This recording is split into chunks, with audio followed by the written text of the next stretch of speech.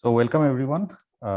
Today we are doing a live interview with Dr. Abby Phillips. So first of all, I would like to thank Dr. Phillips for giving us his time, and also looking forward to a very nice conversation ahead. So just a brief introduction of Dr. Phillips. So Dr. Phillips is currently working in the Clinical and Translational Hepatology and Monarch Liver Laboratory at Rajgiri Hospital.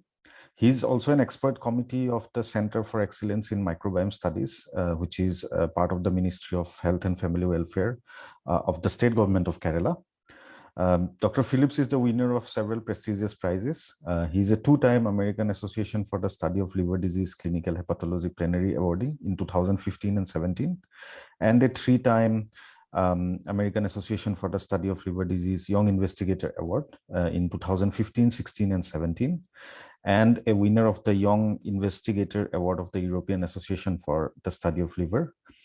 So he was also conferred the President of India Gold Medal in Hepatology at the Institute of Liver and Biliary Sciences, New Delhi in 2015, from where he did his higher studies.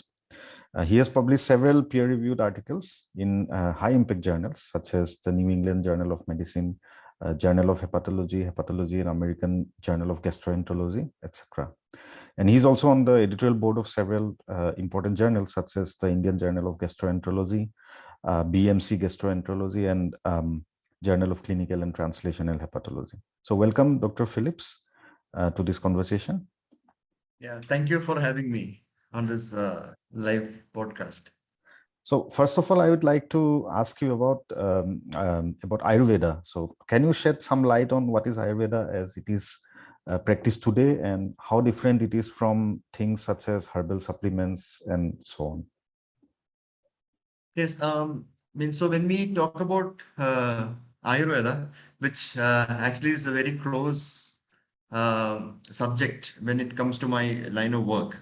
I'm not a trained physician in Ayurveda, but I do have a lot of research experience in patients who go for Ayurveda and their clinical outcomes. So Ayurveda as it is practiced now is actually very different from the actual Ayurveda that is, that was there before.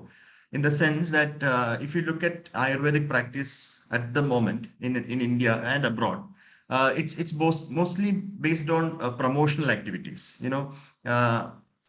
This particular traditional herbal medicine is good for this particular disease, or it prevents this particular disease. If you take this, you can have various detox effects in various organs. So that is how Ayurveda is promoted and or on sale in this current era. And many people actually believe that a lot of people actually think that Ayurveda is similar to those big herbal companies that sell Ayurveda. For example, if you take Patanjali or Himalaya, that is a face of Ayurveda in India and in the minds of people. But Ayurveda actually is not just herbal medicines or traditional herbal practices that they actually promote online or in the shops and by authorities and all that. If people actually want to know what Ayurveda is, they actually have to go back and see what are the principles of Ayurveda. So if you have to define a particular practice, a medical or a health practice, you should understand the principles behind it. For example, if you look at modern scientific medicine, it's based on evidence-based medicine. So you have testing a hypothesis, then you have testing that hypothesis in the lab setting, in the human setting, and then you look at how effective it is. If that particular medicine is effective, then you look at how toxic it is too, in the same line. So if you have something that is very effective and least toxic, that becomes a drug for that particular condition. In the similar way, if you look at Ayurvedic principles, it is actually based on the Tridosha theories. That is how they diagnose and treat. It's completely based on the Tridosha theories, which is basically the old ancient primal thinking of humor, theory of humors, which the Greeks actually believed long back. You have the Vata, Pitta, Kapha, and all that. So that is how they diagnose a disease, and that is how they plan treatments on, which is actually quite primitive, if you ask me, because this particular thought process actually died centuries ago. And second is they follow something known as Panchabhutas, which is like the 5 elements. So everything is made up of 5 elements. Their embryology the way the human body is, comes to being, the various processes that happen in the body. These are all based on ancient thinking of five elemental theory. So these are all magical things that people used to have centuries ago, which is actually obsolete now. And that is what Ayurveda is. So Ayurveda is based on these Ayurvedic principles. Then they have separate principles for dietary regimens. They have separate principles for separate different types of medicines, which they proclaim acts on these humors or these energy fields, and that's how people get better. So there is no evidence there. So there is no evidence generation. It is all based on belief, faith, and what was written long back in traditional texts. And there is a lot of research happening in Ayurveda. I mean, that is what we have come to know. And you can actually go and see that there are a lot of publications in Ayurveda in various journals, and it's all an ongoing process.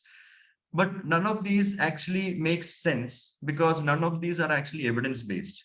For example, if I have to treat a patient with jaundice from Ayurveda point of view, I would just treat the patient with jaundice and then look at other features in that patient. For example, he has jaundice, so he has a pitta dosha. Then I look at other, so you have a kapha dosha, you have a vata dosha. So based on those doshas, I prescribe and do things for that patient. But in real scenario, you have to actually identify the cause of jaundice. So jaundice is not a disease. Jaundice is actually a symptom because the patient feels it and sees it. And jaundice is actually a sign because the doctor can identify it by looking at the yellowishness of the eyes or yellowishness of the urine and all that. So it is never a disease. So in Ayurvedic practice, symptoms are considered as disease, and there is actually no proper diagnostic regimen or a protocol. For example, I'll say that this jaundice is due to hepatitis B. An Ayurvedic practitioner can never say that. They can never say that. Based on true Ayurvedic principles, you can never diagnose a disease. So I'll say that my low back pain is because of a sciatica or a nerve compression, or maybe a compression fracture of my vertebra with the bones, the spinal bones. But an Ayurvedic practitioner will never say that. So the whole aspect of diagnosis is out of the window in Ayurvedic practice. So without a diagnosis, how can you treat? So this is the whole point. So where there is no diagnosis, so because of that, there is no actual treatment. So coming to the current practice of Ayurveda that we see now, it is mostly to do with promotional practices. For example, I mean, you can look at any of these big companies that promote their products. They will just promote the product saying that it is good for this disease without any actual evidence backing those claims. So if you have an extraordinary claim saying that this particular herbal medicine can actually cure cirrhosis or cure hepatitis B, you should actually back it up with an extraordinary evidence also, not just the claim. So that is how it is promoted now. So the promotional activity is not regulated. So you have a lot of promotions happening. So I mean, you open the newspapers every weekend, you'll see some herbal medicine for something, but without any evidence backing it. So the current Ayurveda that see is purely based on business activity. I don't think it is based on healthcare at all. And I mean, and this is not what I feel. This is what even a lot of classical and traditional Ayurveda practitioners also feel. I have a lot of friends in the Ayurveda community, and a lot of them are vocal about this also. They feel that the term Ayurveda is now utilized for promoting businesses, but not to promote actual healthcare. And Ayurveda has two aspects of drugs in it. I mean, if you look at India, Ayurveda supplements or these herbal medicines are actually not drugs. They're supplements. They're marketed as supplements. They're marketed as food supplements or health supplements. So there is no actual drug or medicine term that we can use for this. So there is something that's double standard. So if you look at a very famous Kerala Ayurveda company called Kottakkal Ayurveda Shala, which is very, very famous.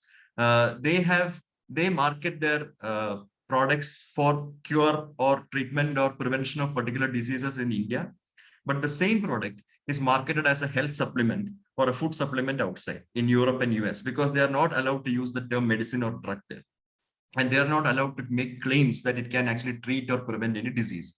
So we have double standards here in India. And this is the reason why we have these two types of medicines in Ayurveda. One is the traditional, that is a classical Ayurveda medicine. For example, you look at something known as Vilvadi Guliga or Dhanvantaram Guliga, which are not classical Ayurvedic preparations written as per the classical text. And then you have proprietary Ayurvedic medicines, which these Ayurvedic pharma companies themselves formulate and then bring out. For example, Coronil for coronavirus or Liv52 for liver disease is actually proprietary drugs. They don't fall under classical Ayurveda. So the whole idea of Ayurvedic medicine is actually health supplement or food supplement. They are actually not medicines. And this is very different from herbal and dietary supplements. So that is another totally different industry. That is known as HDS. Herbal and dietary supplements are a complete different league of food supplements. They can be actually mixtures of vitamins, minerals, herbs. You name it. For example, you get a lot of these herbal and dietary supplements for glowing skin, anti-aging. You have herbal and dietary supplements for hair growth, so many things. So that does not come under the purview of Ayurveda per se, because they don't follow the strict principles of Ayurvedic practice. So this is the difference between what Ayurvedic medicines or supplements are, vis-a-vis herbal medicines or herbal and dietary supplements are totally different. So when you say that Ayurveda as it is practiced now is not the same as it was originally practiced, so is it also the case where in the training of Ayurvedic doctors? So is the training very different from what it should have been? Actually, the training in Ayurvedic syllabus is that they are taught a lot of modern medicine syllabus. For example, they learn, if you go by the physiology and anatomy of what is written in Ayurvedic classical text, it doesn't make any sense, because at that time they did not know anything about physiology or anatomy. For example, there is no mention of a brain in Ayurveda. So they used to say that the brain is inside the heart. So that is what is written in classical text. You cannot teach kids that brain is inside the heart these days. So what they do is they want to bridge that gap. So they teach Ayurveda students proper anatomy, physiology, biochemistry. They teach them proper. Their pharmacology is totally different. But other than that, they teach these basic subjects as we study in MBBS. So you have that. You have an Ayurvedic student learning about proper anatomy, physiology, but they go out and then start treatment based on their ancient primal practices. For example, they know that patients can develop jaundice because of various causes, but once it comes to practicing it, they can't treat those causes because none of those treatments are actually explained in Ayurvedic syllabus or in Ayurvedic text. So they have to treat jaundice as jaundice, which is mentioned in the Ayurvedic text, which is back to the primal practice. So they do learn a lot of modern medicine textbooks, but that doesn't make them actually competent to diagnose or identify actual pathological basis of a disease or etiology, which is the cause of a disease, and then direct proper treatments on that. So I don't know why they do that, because I think that makes the student more confused, because they are neither here nor there. They don't properly learn the modern aspects of scientific methods or scientific medicine, and then they practice the primal aspect of it. So it's like half baked, and that is the reason why a lot of these Ayurvedic students, they find it difficult to cope. They can have a good practice when you look at from a business aspect, because a lot of even my school classmates, those who studied with me in school, there are a few of them who have taken up Ayurveda in that. So some of them are actually working with the tourism department. Some of them are actually running their own tourism facilities, but they are not actually practicing doctors. Like they don't practice to treat because they know their limitations. But there are practitioners who don't understand that they have limited capacity to treat real diseases, and that is when patients get into trouble. So that is the whole aspect of teaching in Ayurveda. Even though they learn proper modern medical terms, textbooks, and processes and protocols, they are unable to actually use that in the real world. And when you say about evidence-based medicine, how do you define evidence-based medicine? For a general person who does not understand the difference between different drugs, how would you say what is evidence-based medicine? Medicine is actually subject to change. That is the whole point of scientific medicine. You cannot have 100% guaranteed treatment for a particular disease or a condition, or a particular preventive medicine. Because as we move on and progress, and as we have newer tools and technologies and testing facilities, our understanding of a disease actually changes. I'll tell you a very simple example of what evidence-based medicine is. So we have this disease called as alcoholic hepatitis. So alcoholic hepatitis is when patients who consume alcohol consume a lot of alcohol, and that, in simple terms, and excess of alcohol consumption leads to severe jaundice and hepatitis in that patient because of the alcohol without any other causes. So that leads to severe jaundice and alcoholic hepatitis. Now, alcoholic hepatitis, if you look at decades back, maybe 40, 50 years back, there was no treatment for alcoholic hepatitis except for abstinence. I mean, doctors at the time would used to say, stop drinking. But just stopping drinking will only improve alcoholic hepatitis in a very small proportion of patients. All of the other large proportion of patients actually used to die within a few months of diagnosis of alcoholic hepatitis. Now, there was this particular professor, his name is Mendenhall. And what he did was that he didn't have any medicines to reduce the severity of alcoholic hepatitis at that time. So what he did was he actually started feeding his patients. So old understanding is that, if you have jaundice and hepatitis or a liver issue, you don't give more load to the liver, give the liver rest. So don't let the patient eat. So that is practiced even now in a lot of parts of the country. I mean, especially in Kerala, if somebody has jaundice, they start starving the patient to rest the liver, which is actually very bad, because somebody has hepatitis and jaundice, they actually need more of nutrition. So this study was actually done in 1950s, where Mendenhall actually started giving patients excessive, I mean, more than what is required, calories and proteins and fats and everything. And he found out that just with nutrition, a lot of patients actually improved. They actually improved without any medicines, with just nutritional therapy. So that was the treatment of choice at that time. Now, fast forward a few decades later, we have identified that, through biopsy studies and other basic molecular level studies, that there is severe inflammation happening in the liver because of the alcohol. And that if you give steroids in low doses for about 28 days, a lot of patients actually improve from severe alcoholic hepatitis. So current recommendation is to start giving steroids. So that is now, obviously you have the nutritional counterpart there. You give good food and diet, plus you add steroids to it, that actually improves survival further. So that evidence came in then. Now fast forward to current situation. So we have now something known as a stool transplant. So we have identified that, it's not just the alcohol and that alcohol related direct liver injury causing alcoholic hepatitis. There are many other factors, for example, genetic factors. And out of that, there is one major factor, which is intestinal microbiota, which is basically the bacteria in your intestines that change for the bad. And then their functions become so bad that you'll have problems in the liver. So what do? You give good bacteria there, change the bad bacteria through a stool transplant. And that is what is now under research now. So this is what is evidence-based medicine.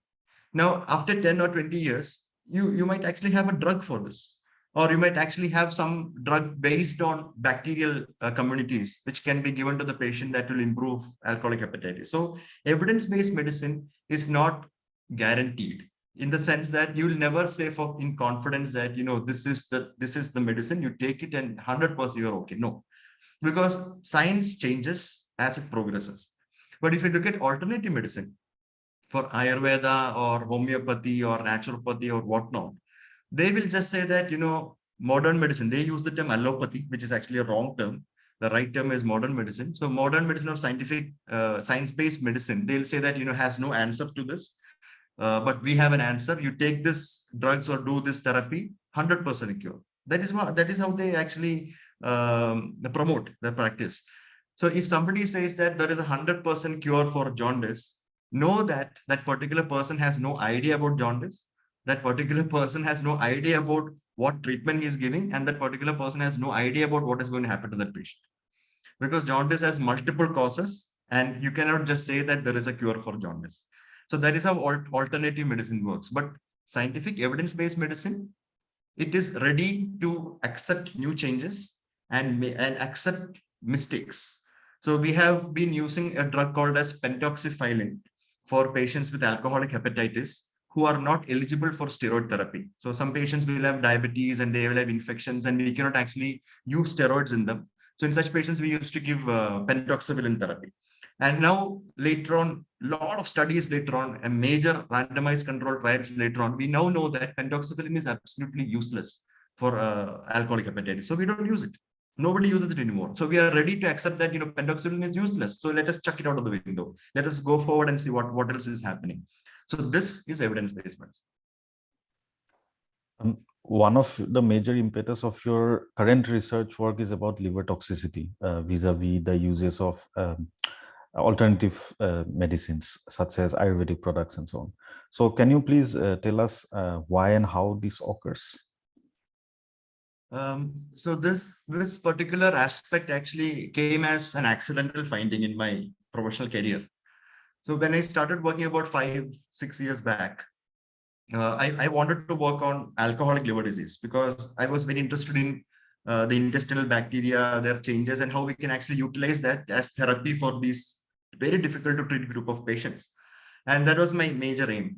So while I was working in my OPD and in the inpatient wards, we had this particular group of patients who had severe jaundice and hepatitis, but in those patients we could not identify any cause. I mean, there was no, we look at all the common causes like hepatitis A, E, B. We look at alcoholic hepatitis. We look at prescription drugs. There are these painkillers and some specific group of antibiotics that can cause hepatitis. So none of these were actually positive in any of these patients, and they had unknown hepatitis with jaundice. So while we actually did, so if you have a patient with hepatitis for whom you cannot actually identify a cause, we go for a liver biopsy. So we did liver biopsies for multiple patients who presented like this, and we identified that our pathologist said that the liver biopsies are so complex in the sense that, I mean, it's the findings are all over the place. You cannot actually fit the findings to a particular cause. For example, if you have alcoholic hepatitis, you will have a set of findings that can diagnose alcoholic hepatitis in the biopsy. If you have viral hepatitis, you can have a set of viral hepatitis findings in the biopsy, but none of these were actually happening. They did not fit into anything. You'll have patients having features of viral hepatitis, alcoholic hepatitis, autoimmune hepatitis, and different types of hepatitis features in the same liver in a single patient. And while we actually went back and checked again the drug history, we identified that these patients were actually on, and very recently on, multiple herbal drugs. Some patients from a single herbal drug to some patients even taking up to 23 herbal drugs at a time for various reasons. For example, management of diabetes, appetite, weight gain, weight loss, a lot of things. And what we identified was that, these drugs, after excluding all the other causes of jaundice and hepatitis, we identified that these drugs were the reason for the liver injury that is happening in these patients. So that is how we identified that Ayurvedic herbal medicines actually can be toxic to the liver. And this is what we published in 2017. Until that publication, there was no idea or no data available to show that Ayurvedic herbal medicines are toxic. So everybody thought herbal means natural and safe, and they used to go for that therapy. But once this study came out, we had good proof that Ayurvedic herbals can also cause liver toxicity. And at times, the toxicity was much, much higher than what we see with modern medicines. And a majority of these patients actually required liver transplantation to survive. So that is how I actually came into this particular area of research interest. Because more than alcoholic hepatitis that I see routinely, I started getting a lot of patients with herbal liver injury. So that is how we actually publish multiple large series of patients from our own center. And if you look at the Ayurvedic herbal liver injury data published in many peer-reviewed journals, a lot of the data is from our center. So we have published maximum on that, which is why we are also the ones who have actually formulated the guidelines for management of Ayush liver injury as part of the Asia Pacific Association of Study of Liver Diseases guidelines on management of liver injury, drug-induced liver injury. So we are the team who has actually written the guidelines for it too.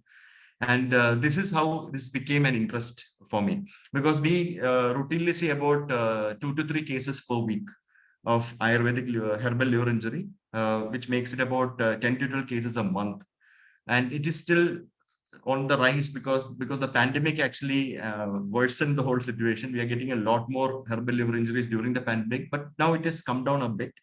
But because this is a very common finding in our clinical practice now, I started working on it more and telling people about it more, trying to empower people with the right information at hand so that they can save themselves from such practices and not spend unnecessarily on some particular therapy which is not proven as a treatment or a preventive for any disease condition. Has there been any change in the attitude after publication of your research in how these medicines are prescribed and how they are used? So if you look at policy wise, I don't see any changes because it's not easy. I mean, it's easy if it is a modern medicine because modern medicines has to go through that scrutiny and rejection. So if you have a safer drug coming, a drug that had come before that will obviously go out of the market. That is how it works. But with Ayurvedic herbal medicines and Ayurvedic practices, it's not just the healthcare aspect of it. There is a huge business aspect of it. There is a huge cultural aspect. To some extent, there is a religious aspect to it. There is a traditional aspect to it. And obviously, there is a political aspect to it. So you cannot just say that, these drugs are unsafe, so let us check them out of the market. No, it doesn't happen that way. So if you look at policy wise, regulation wise, I don't think anything has changed. But from a person perspective, for example, if I look at when I published this study in 2017 and that came out in the social media and in the visual and mainstream media, there was a lot of backlash. I mean, I received hate letters. I received death threats. I received letters from the Ayush Ministry saying that I have to confirm the findings that I've made and published, and they called me for one-on-one discussions. I mean, that was all just smoke and mirrors. I did not go for all that. And then there was a lot of backlash because people were to some extent shocked that this could happen. But once we started publishing more and discussing about it more, a section of the population, especially patient population, they understand that, what is good for them and what is bad for them. And that change is definitely there, 100%, because not me, I'm sure a lot of other practitioners also get messages on their phones and on emails and also in their OPD from patients saying that, can I use this herbal medicine or should I use this herbal medicine? Or somebody prescribed this herbal medicine to me, or I saw this herbal medicine on YouTube and on WhatsApp, can I use it? So that has come out now. So that way, we're able to prevent a lot of herbal liver injury and other organ injury because people are more aware of it now. Even though we don't have regulatory framework actually working on it or authorities working on it to better the policies or improve the understanding of the harms of alternative medicine among the general population.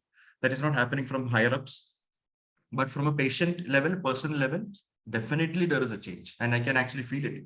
Because if I make a post now about alternative medicines causing harm, I don't get abused as much as I used to get abused 3 or 4 years back.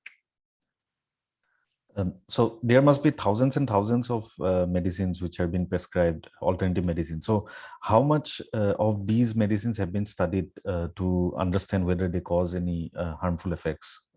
Do you have any idea about that? I mean, I don't think they have such a practice to study for toxicity because there is a pharmacovigilance. So pharmacovigilance is when you actually bring out a particular drug into the community, into the market. There is a system in place to identify potential toxicities which you have missed in your clinical trials. So for example, a lot of medicines that actually in clinical drug called flupirtine, which is a modern medicine drug for pain. It's a painkiller. And flupirtine in clinical trials was supposedly good for pain management with minimal toxicity on the liver. But when it actually came out in the market and people started prescribing it and patients started using it, we identified that there were multiple liver failure cases happening because of this particular drug, because of which this drug was actually banned in the Europe.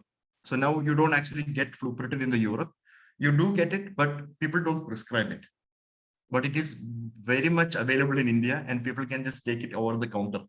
So that is how we look at toxicity studies. It's not just the clinical trial. There is something at the post-marketing level also. But when you look at Ayurvedic herbal medicines, for example, you take a traditional medicine like Chyawanprash. It's like a food supplement or a health supplement, but there are various claims that it increases your immune response and prevents infections and things like that. So that is why people give Chyawanprash to their kids and everything. But if you look at studies on Chyawanprash based on phase 1, phase 2, phase 3, or phase 4, you will find there is none. Even if there is a study, that study would be probably done by a company marketing Chyawanprash, and it will probably be in a repository somewhere and not published in a proper journal. So I don't think any proper study is currently being conducted to look at efficacy of a particular traditional Ayurvedic medicine. So forget safety. Because only if you make that particular supplement or a drug go through these clinical trial phases, only then you can identify the toxicity. And obviously there should be a very close-knit pharmacovigilance to identify toxicity post-marketing also. And none of that is there in alternative medicine. So I don't think you will find any good validated or replicated study of alternative medicines efficacy or safety, which is why they are exactly called alternative medicines. Because an alternative medicine which is found to be useful would be just called as a medicine, not alternative medicine. So you have talked about clinical trials and so on. So can you give us an idea of how medical research is done? How does a drug get approved for human uses?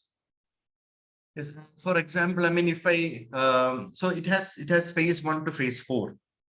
So in phase 1, we have this proof of concept. For example, a patient has arthritis or severe pain in the joints, and we need to identify a drug that can actually reduce that pain. So we look at the molecular aspects of how pain or the physiological aspects of pain in that particular person, and we identify a particular molecule or a receptor that is causing that pain or which is contributing to that pain. So now we have a molecule which can actually reduce that pain producing molecule or bind to that receptor producing pain so that we can reduce that pain in that patient. So this is proof of concept. So that is what we look at from the in laboratory studies. So we have this molecule and we look if this molecule has anti-inflammatory effects, analgesic effects, etc. in the lab, in a cell, in a tissue, in a culture, and then look at it from animals' point of view. In mice and pigs and some animal model of pain, we check this particular compound or a molecule that we have identified may be useful. So that is phase 1. So once phase 0, I would call it. If once phase 0 is done, then comes phase 1. And in phase 1, you go to a small group of humans and you test this particular compound or a molecule in those humans with joint pain. And this would be somewhere around 220 to 100 healthy subjects, mostly. Before we look at the disease population, we look at healthy subjects and see if this formulation is actually safe in healthy people. Does it cause any liver injury, kidney injury, anything like that? So if that is also fine, then we move on to the phase 2. So in phase 2, what we do is we look at patients. So somebody who has arthritis or joint pains, we give them this particular new molecular compound that we identified, and then we look for effectiveness. And side by side, we also look at toxicity. So these studies will go on from anywhere from 1 year to 5 years. That's how long these studies are done. And once you identify that particular compound is effective and it is not very toxic, that is benefit is more than the risk, then that compound is actually a potential drug. And then you market it. And in before that marketing happens, you start looking at it from a larger clinical trial point of view, where you actually enroll thousands of patients and then look at intermediate and long-term side effects. So that is your phase 3, where you actually have randomized controlled trials and everything. And you actually look at it from a larger perspective, from different patient population. And you run these trials in multiple centers in different countries. And then you have a multi-center data of randomized controlled trials saying that, yes, this molecule or this particular compound is effective and it is not very toxic. Then it goes to market. So now you have a drug that works because you have tested it from the lab to a large number of humans, and you have proved that there is effectiveness and it is safe. Then you do the marketing. Now, once marketing is done, then you do the post marketing surveillance. And in post marketing surveillance, you actually find that patients are actually improving with it without any toxicity. That is when you say that, yes, this is the drug that is going to be used for this particular condition. And the whole aspect of clinical trials and clinical phases is that you're not only looking at how effective the medicine is, you're actually looking at the toxicity part also. It is inherent. So this particular way of identifying a drug and then putting out into the market is completely absent in alternative medicine. I mean, a classical example is coronal. They have just one flimsy, unreasonable, uh, almost fake data-based study on which they actually marketed the whole thing and said WHO approved it and all that, which was all fake news. And that is not the way we actually market a drug. And even after marketing that particular drug, there is no data on pharmacovigilance. So usually you'll have publications at each and every stage of these clinical trials. And that is how we actually say that, this is the drug. And then ultimately you do something known as a meta-analysis. That is, you take all these randomized controlled trials, clinical trials together and show that there is a positive outcome or a negative outcome out of it. And that is how the drug then stays in the community for that particular disease patients to use. So this is how we go on with drug testing and then regulation. And this is regulated at a central level, or each state has their own regulations in India? They have both. There is a central, so the central machinery is what actually approves it, because that has to be from the center. So there is a central drugs approval agency, and they actually look at all these phases of data or clinical trials, and then they approve the drug for that particular region. And you can actually have state level approval also. That is mostly for marketing and manufacturing, not for the major approval. That has to come from the center. But alternative medicines can be approved at the state level also. So we have a particular Ayurvedic drug that is coming on for a particular disease. For example, take the example of COVID. So you have a herbal drug for COVID. That particular company, herbal drug company, can just approach the state Ayush controller and say that, we have used these herbal preparations and made this, and we need a manufacturing and marketing license. They'll get it, because it is not a drug. It is like a supplement, and they don't need to do any phased trials on it. So they'll directly go into the market, which is very, very dangerous. So what about other systems of medicine that is practiced in India, such as homeopathy? Are they any useful, or are they as harmful as what you were saying about herbal supplements? So if you look at the other components also of Ayush, you have Unani, you have Siddha. Now you have another new addition known as Sowa Rigpa, which is Tibetan medicine. So the whole aspect of Unani and Siddha and Ayurveda are almost the same, because they all follow that humoral theory and things like that. There is some philosophical differences between these three, but practically they are just herbo-mineral preparations and ancient primal practices and faith and belief-based practices. So that is that. And they're as harmful as Ayurveda, even though the use depends on the particular region. For example, in Kerala, it is more of Ayurveda. If you go to Tamil Nadu, it will be more of Siddha. And if you look at Hyderabad and Telangana regions, you'll see a lot more Unani practitioners there. And obviously in Northeast and that area, you'll have more of folk medicine and Tibetan medicines and things like that. So they're also quite harmful, because we have work that encompass all of these, showing that all of these medicines are either ineffective or harmful. None of them are proven to be effective. Now, homeopathy is a standalone, which is one of the, I think it's one of the funniest practices currently still thriving on earth, because the biggest clincher in homeopathy is that it is safe. I mean, everybody knows that. Everybody knows that aspect of homeopathy, that it is safe.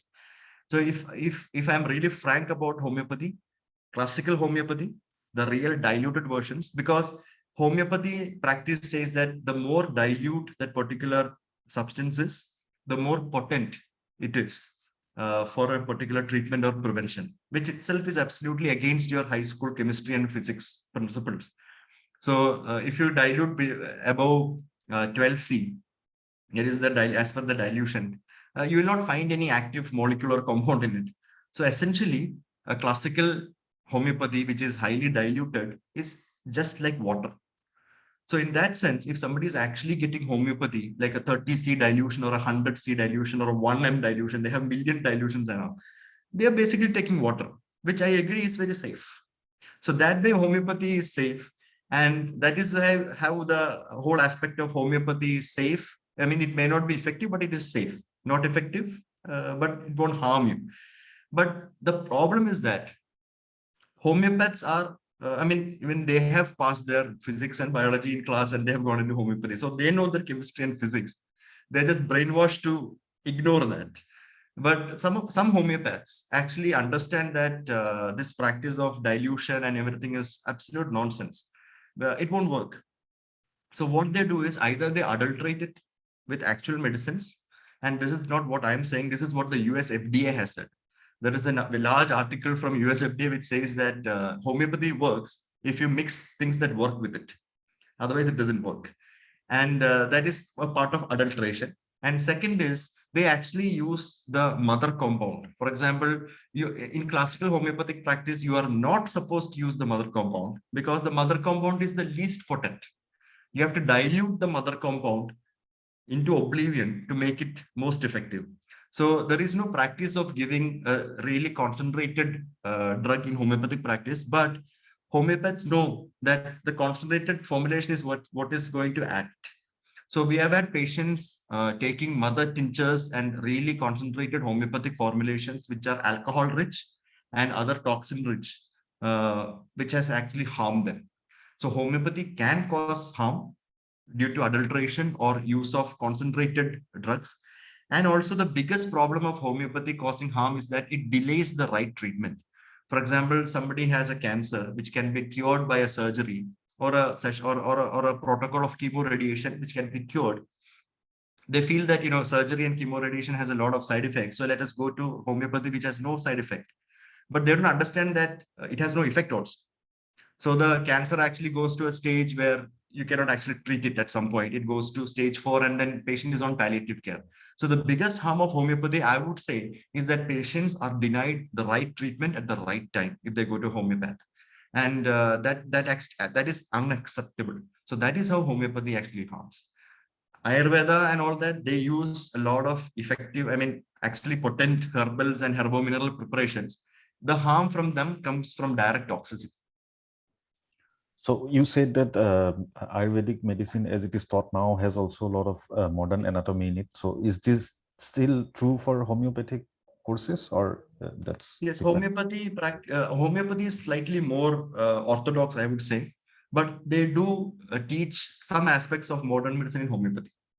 For example, they do teach anatomy, they teach biochemistry, they teach community medicine, they teach them statistics, medical statistics, and all those.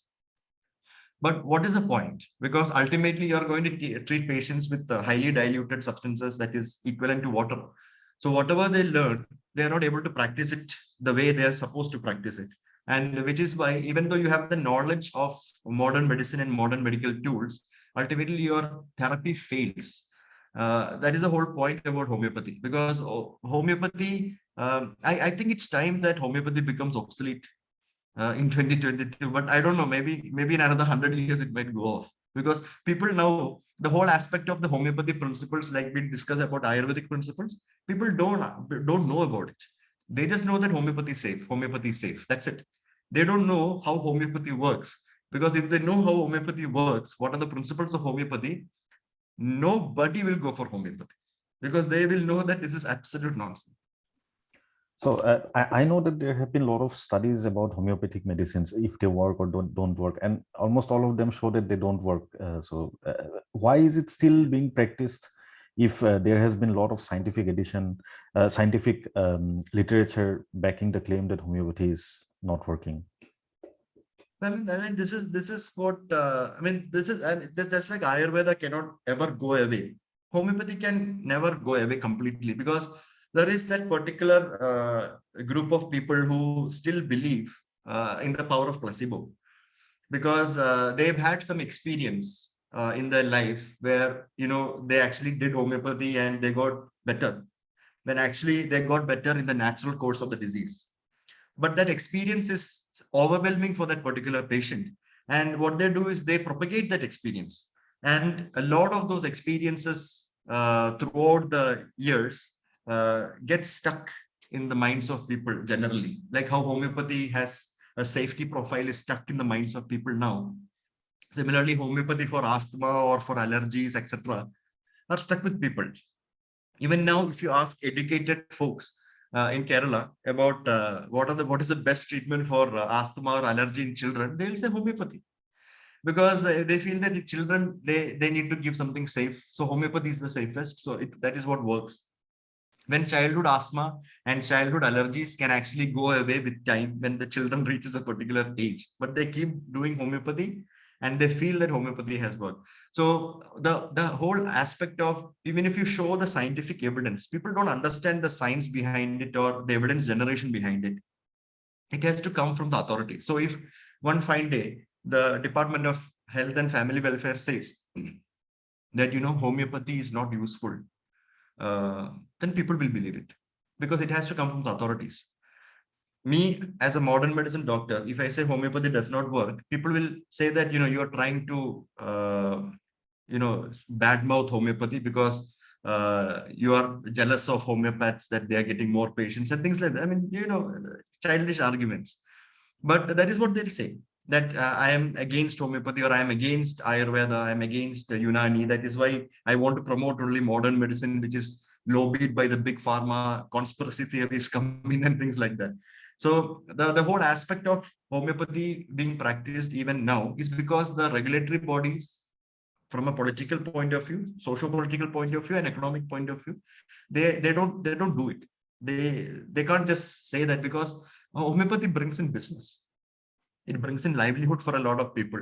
You can't just take away their livelihood from them one fine day.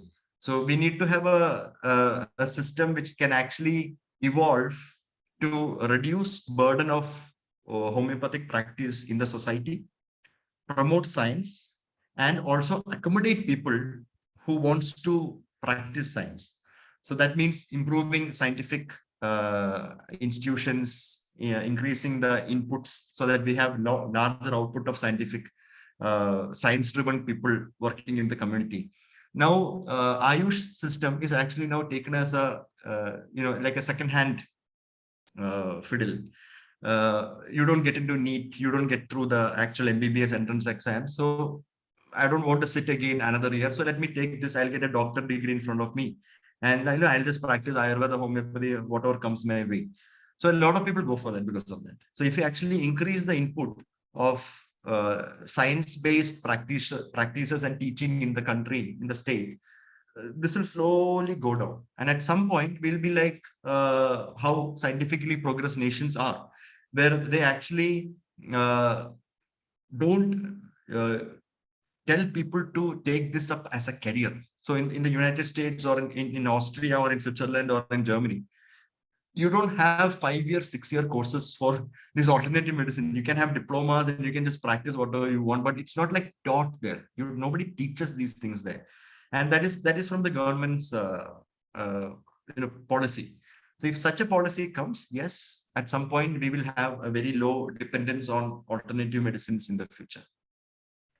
So has there been some sort of dialogue between Ayush Ministry and people who are working on understanding the effects of these sort of alternative medicines? So for example, have you yourself had any dialogue between the officials and what your work says about it? The dialogues, I mean, I've had quite a few correspondences, but the dialogues that I've had with Ayush Ministry has all been very intimidating. It's not the dialogue that I want them to have with me. And it's not just a one-on-one dialogue. It has to be from, there has to be policymakers involved. There has to be scientists involved. There has to be professionals from the Ayush departments involved, along with experts from modern medicine or science-based faculties like pharmacology and everything. And you sit and discuss the gaps and discrepancies, the discrepancy between what is promoted and what is regulated. I mean, that is how we have a dialogue actually.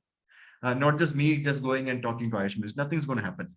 And I mean, as you know, I mean, you would have seen my Twitter profile also, where it's all been very intimidating. You know, they actually either somebody complains or the ministry issues a letter saying that I'm defaming Ayurveda or I'm denigrating the system. And, you know, that is the kind of dialogue we've been having, and it is absolutely futile.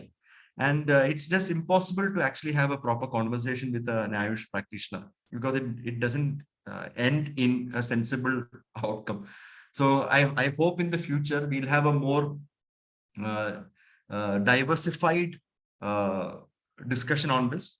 Not just, you know, somebody who's working on it, you know, let's talk to that particular person. No, we should have a diversified with representation from every aspect of policy making.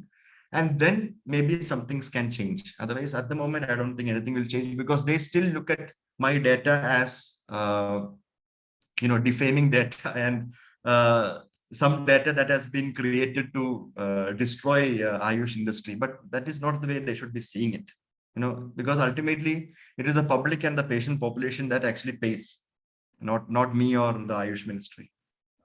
Also, there might be sort of some internal hassle because there is a Ministry of Health which is supposed to propagate evidence-based medicine, and then you have a Ministry of Ayush which is supposed to propagate non-evidence-based medicine. So, I mean, there must be some sort of clash as well. Exactly. I mean, there has to be. I mean, we cannot even imagine what goes on at the policy making level. We cannot imagine what is happening there. But only thing is that we need more of science-based and evidence-based health promotional activities from the government.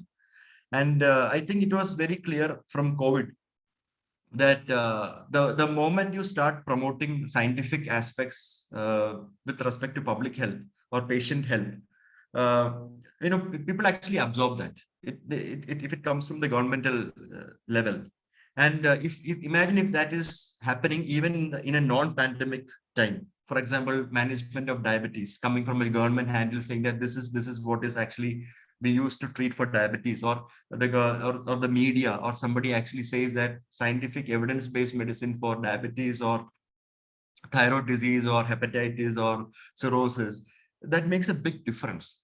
But they cannot say that because then the other aspect, the non-evidence based aspect of it gets completely eclipsed.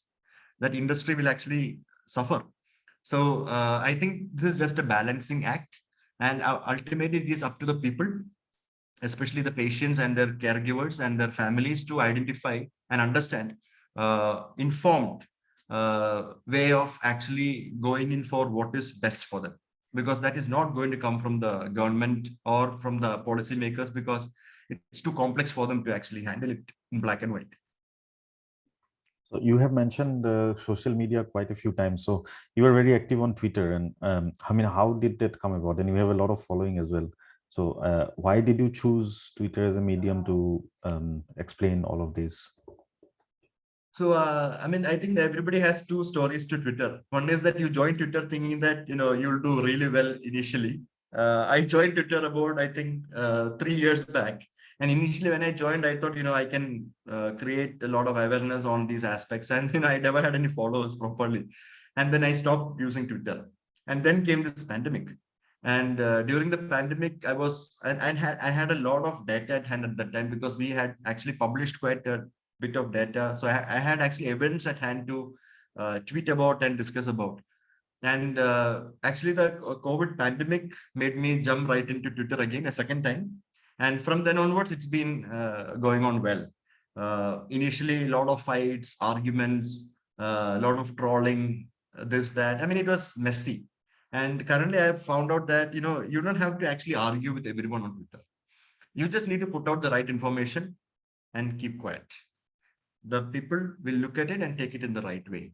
And obviously you'll have your share of trolling and abusive tweets and everything. It's okay. I mean, if you do something right, then you're supposed to get a backlash. Otherwise, if you don't get a backlash, that means you're not doing things right. So now my whole aspect of Twitter is now into an educational kind of a scenario where I have completely changed the way I used to tweet before.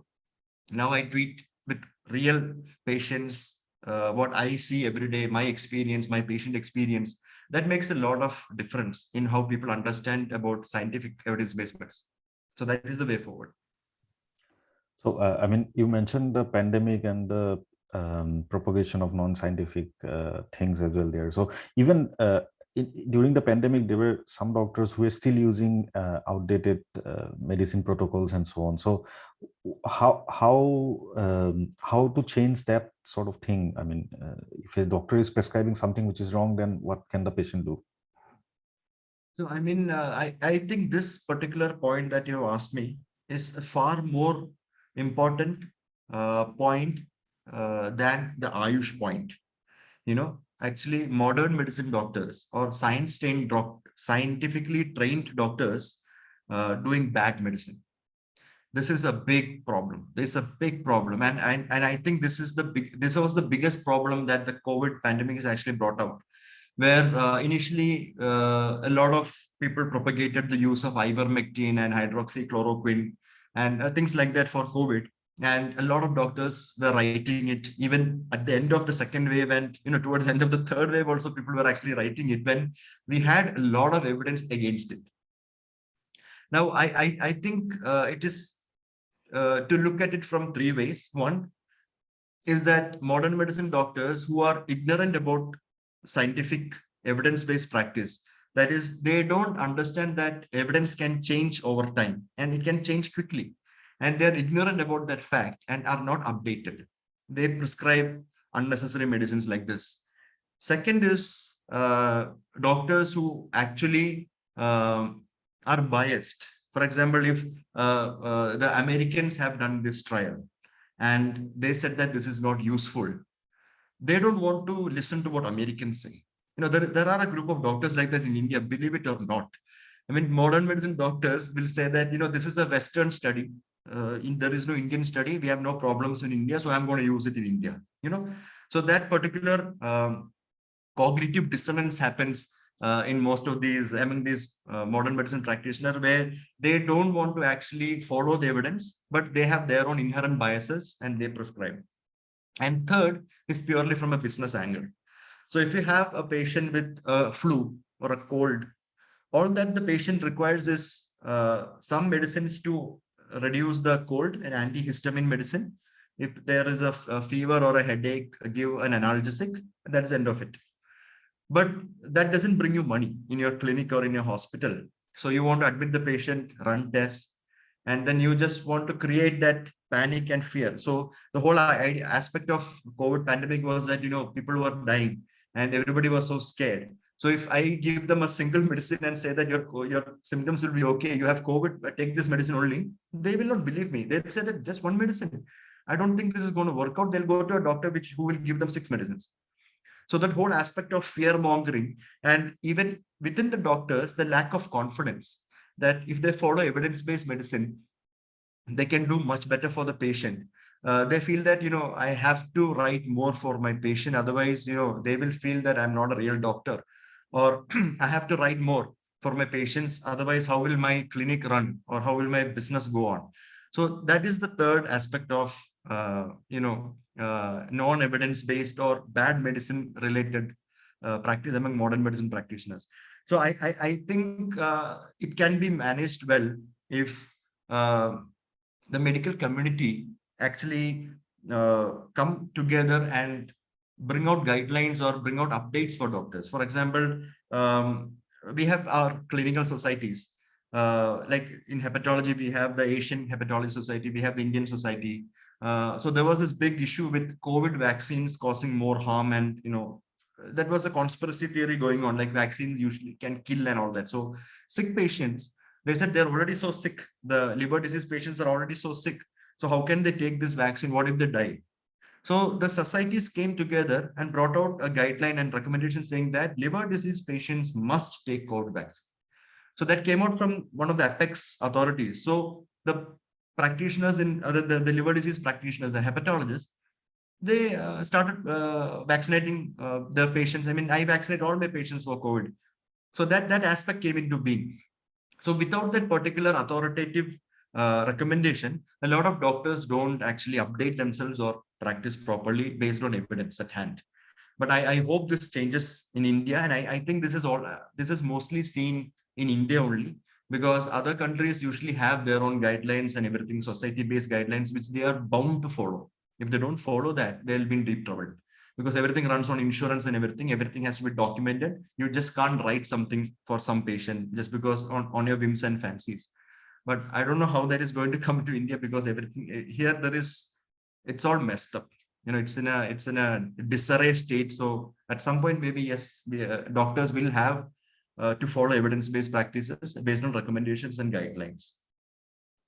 So, I mean, when a doctor is trained, I'm sure that they must have some sort of training about these sort of aspects, that evidence is changing and so on. I'm not sure if the current MBBS curriculum, I mean, definitely when I was studying, the subject that I hated most was community medicine and statistics, medical statistics. I mean, I just hated that subjects because nobody told me how important these subjects are. So when I came into my master's degree in MD, general medicine, we had theses. We had to make present and publish our theses. So as part of the thesis came data collection, statistical analysis, and publications. So that time I understood the importance of statistics, medical statistics. How do you assess a paper? How do you write a paper and things like that? And that is when I actually identified. I mean, I was taught how to write a case report in my master's degree. Now, when I came into my DM, that is my super specialty training, everything was so different because we had to do everything ourselves, in the sense that we had to collect data, we had to analyze data, we had to write results, we had to conclude everything.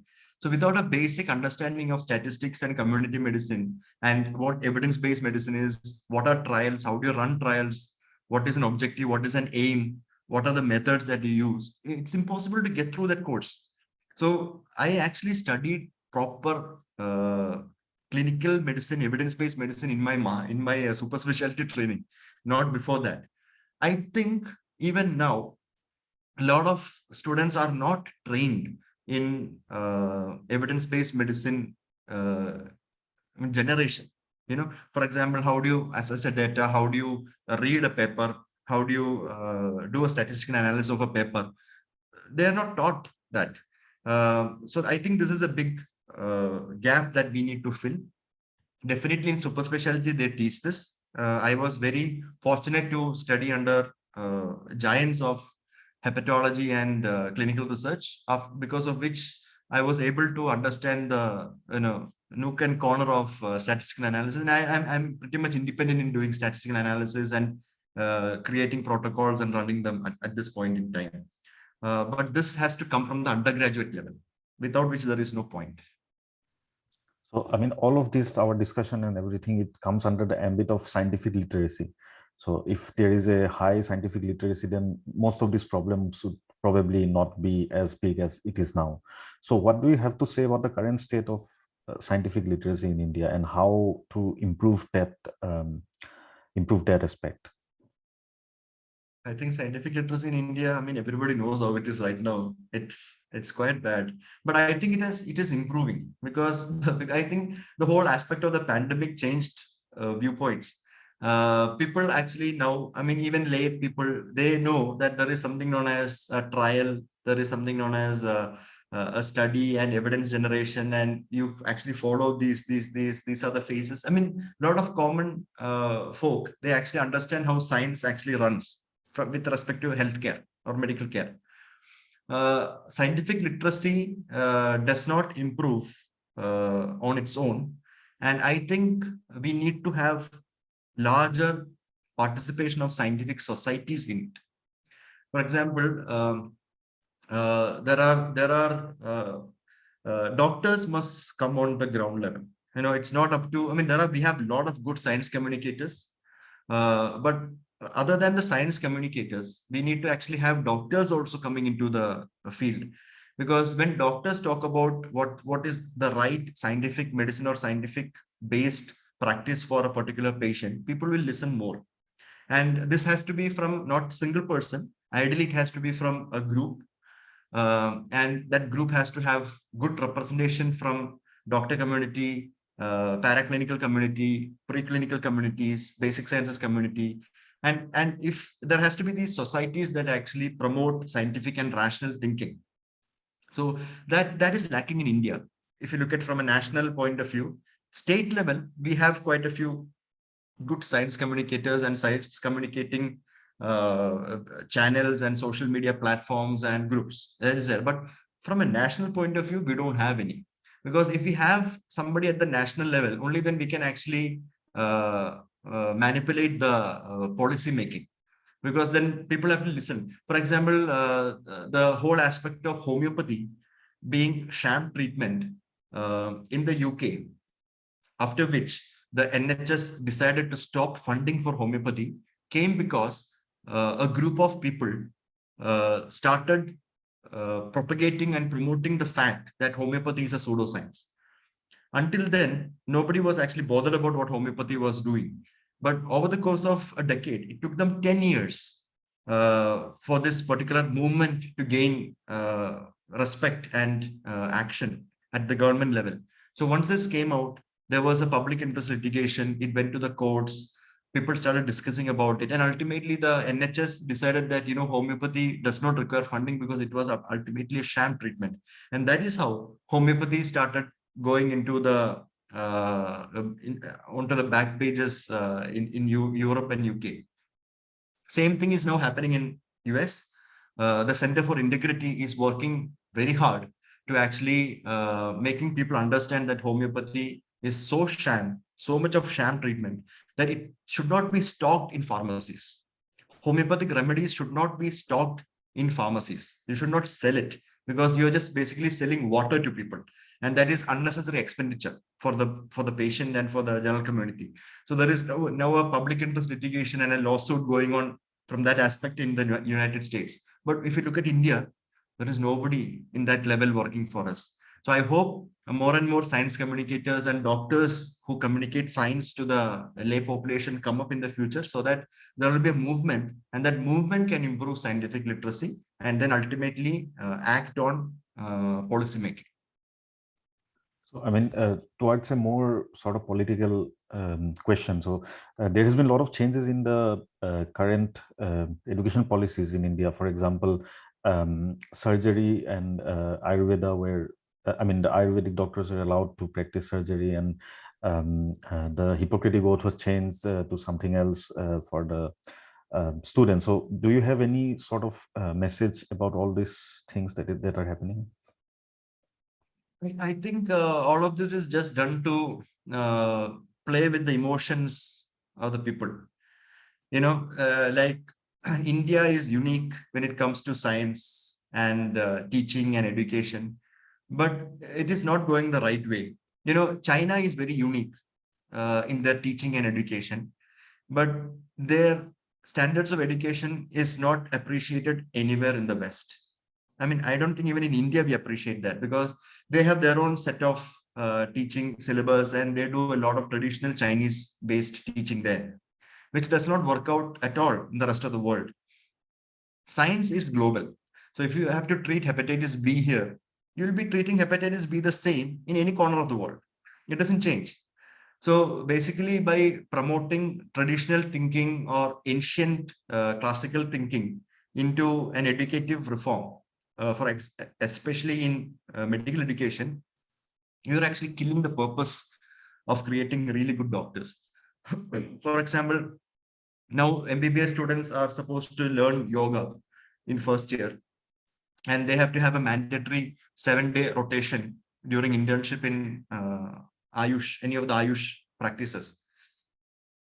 That is absolutely, it's wasteful to do that, because instead of that 7 days in Ayush, if they actually taught these children or these students how to read an X-ray or read a CT scan or interpret a liver function test, that would make them a better doctor than going and seeing all these pseudoscientific practices in some corner of the college. So that is how we actually improve quality of doctors coming from our nation.